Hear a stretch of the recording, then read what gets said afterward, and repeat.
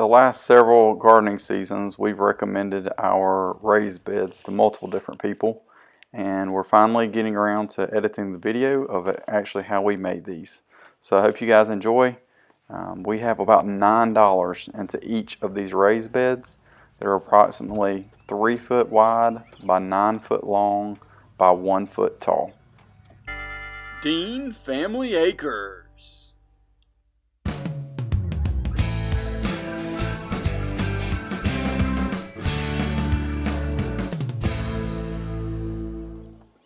A lot of people ask us, how in the world do we only have $9 into each raised bed? And here's one way that we've done it.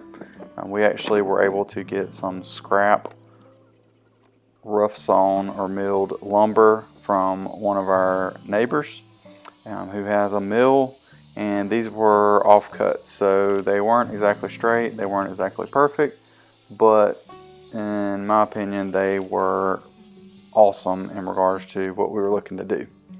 Number one, the best part about this raised bed design is that no soil touches the wood.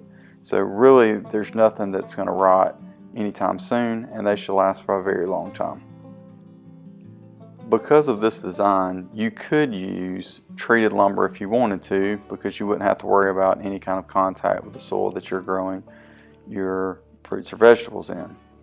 However, that also means, at least for us, that we could save and we would not have to go to a box store or a lumber yard to buy lumber in regards to being able to make one of these raised beds. This was probably one of our largest savings. As you can see here, I'm actually ripping the rough cut lumber with my circular saw, and I did that with a couple of different ways, mainly using a square and just kind of marking it along. I'm just taking my time. Of course, a table saw would work well here. We do have a table saw, but it's kind of buried in the back of the shop, and it doesn't have a lot of space to be able to run a long board through. Here I'm using my Delta chop saw to cut the angles for the sideboards of the raised bed.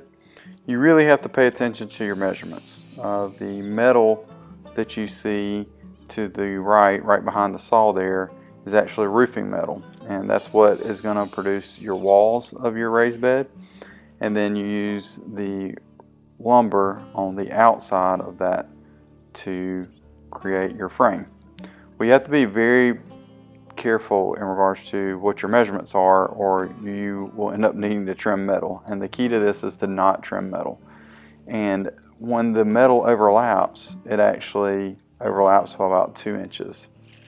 So it's a 38-inch piece, but once you count in your overlapping, you're actually only at 36.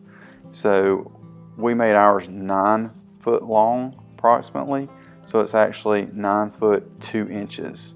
And you have to kind of think through, especially when you're using rough cut lumber or seconds, and making sure that you're getting your angles right and just really thinking through. Trim work is not my strong suit, so I definitely took my time, and I will not say that I did not make a couple miscuts. Here you can see the trim boards for the frame laid out. You want to make sure that your roofing metal, if it does measure 38 inches and the overlap is 2 inches, that your 9 foot 2 is to the inside of where your 45s are.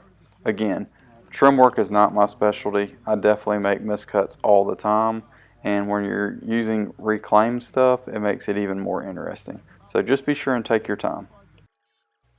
When you're starting to assemble your frame for your raised bed, you want to make sure that number one, you have a very helpful assistant.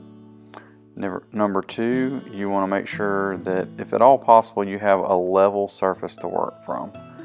This made it very difficult because we really didn't.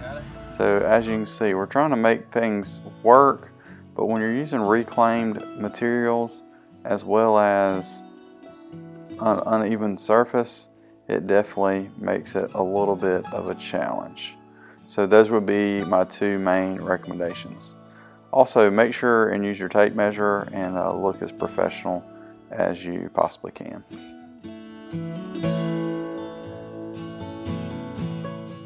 Here we go again, working on some of the things that I'm not that great at. So you want to make sure that this top piece is actually going to be the very top of your raised bed. So however much you want that to overlap, you want to make sure that measurement's accurate. 1x4s would probably be a perfect size board here on the top face, and then on those edges a 2x4 would be perfect, or even something just a little bit smaller.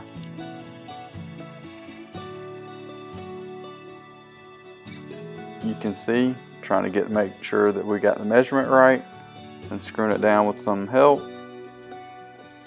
and triple checking measurements. Myself not being that great at trim work, I definitely tried to triple and quadruple check on measurements and make sure that everything was lining up appropriately. These end boards that were on the top, I actually kind of measured those out to make sure that they lined up well. Now you can really get an idea of what this is starting to look like. And here is basically the finished frame for the actual raised bed. Again, 3 foot by 9 foot. Use 1x4s on top and 2x4s on the sides if you're wanting to purchase your lumber.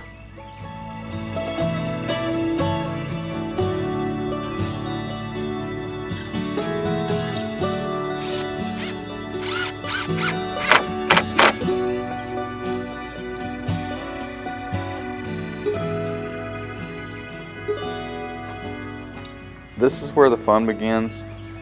The roofing metal, we actually live just down the road from a local Mennonite company that sells metal buildings as well as roofing metal, and they have what I call seconds or scraps, but they're really cover sheets. So when they get a big order in, they actually have a cover sheet on them.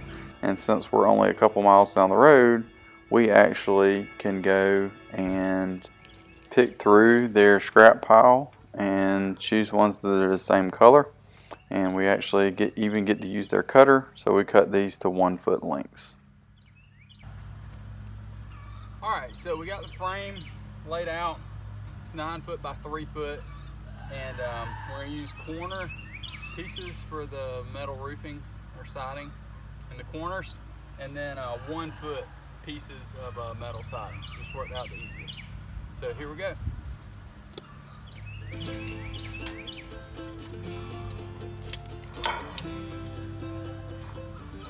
These corner pieces are actually ridge cap that was on our house when we first purchased it and had it removed to put a ridge vent in. So again, this was basically a freebie because otherwise it was going to get thrown away. And we cut these to 1 foot lengths, 4 of them for each bed. We're able to get the roofing metal for $1 per foot. You do have to buy the whole sheet, but they have a variety of different lengths. And once we get to use the cutter, then we're able to obviously make do and do that efficiently. Once you get all 4 of the corners set, then go ahead and screw those in.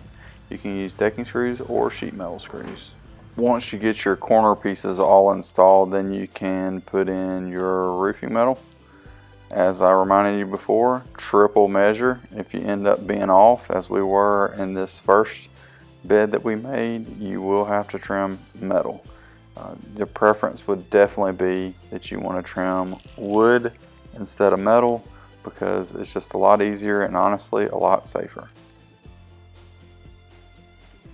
Once you get going, you kind of get in a rhythm, and it really doesn't take you nearly as long as you would think. The one exception is if you got your measurements off again. So after this first bed, we kind of figured out you got to add at least those extra 2 inches, give yourself a little bit of wiggle room, and work on through. Now you can actually see exactly how the raised bed looks when it's a finished product. I'll show you now exactly where we got our dirt from. Some of our regular viewers will recognize this area as part of our goat pen. We actually use this composted soil that had been back here for years, and it worked really, really well at growing things with a little amendments.